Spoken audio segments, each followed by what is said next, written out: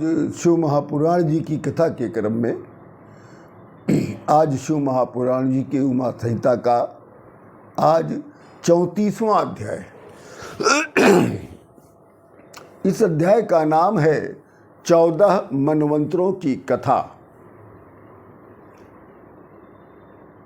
तीनों काल में होने वाले 14 मनुओं का एक सहस्त्र चतुर्युग काल एक कल्प बताया गया है।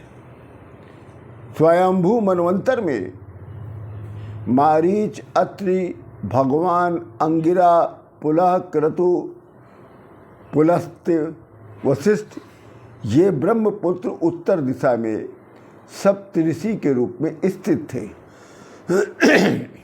और उस मनवंतर में यामा नाम के देवता थे। आग्निनिघ्र, अग्निबाहु, मेघा, मेघातिथि, वसु, ज्योतिष्मान, धृतिमान, हव्य, समन, शुभ्र ये जो थे 10 महात्मा स्वयंभू के पुत्र कहे गए। उस समय जो थे यज्ञ इंद्र के पद पर थे और यामा जो थे वो देवता थे। दूसरे स्वारोचिस मनवंतर में ऊर्ज, स्तंभ, परिस्तंभ, ऋषभ, वसुमान, ज्योतिष्मान, धुतिमान ये जो 7 थे ये सप्तऋषि कहलाए। और उस समय जो थे रोचन नाम के इंद्र थे, अर्थात इंद्र के पद पर रोचन प्रतिष्ठित थे और देवता के रूप में तुषित थे।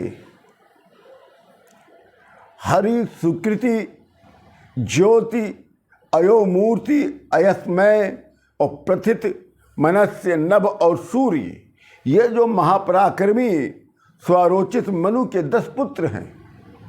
वशिष्ठ के 7 पुत्र वो वशिष्ठ के नाम से ही जाने गए। वे तीसरे मनवंतर के सप्तऋषि कहलाए।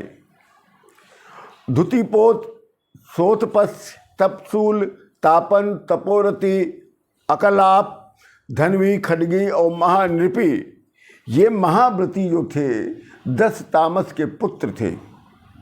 5वें मनवंतर में देवबाहु, जय, वेदशिरा मुनि, हिरण्यारोमा, पर्जन्या, ऊर्ध्वबाहु, सोमप ये जो थे सप्तऋषि थे।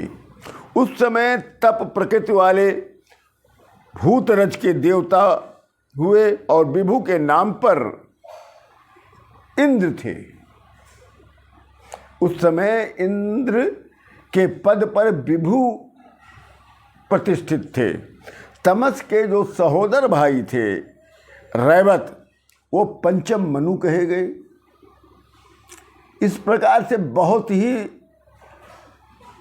पूरे 14 मनवंतर का वर्णन दिया गया है, जिसको न कथा कहने में भी हमको आनंद आ रहा है और न ही आपको इस कथा को सुनने का आनंद आ रहा है। इसलिए इसके सारांश में मैं इसका फल बताने जा रहा हूँ कि मनुष्य प्रातः काल उठकर इन अतीत और अनागत महर्षियों का यदि नाम का स्मरण करे तो ऐसे मनुष्यों को सुख की प्राप्ति होती है।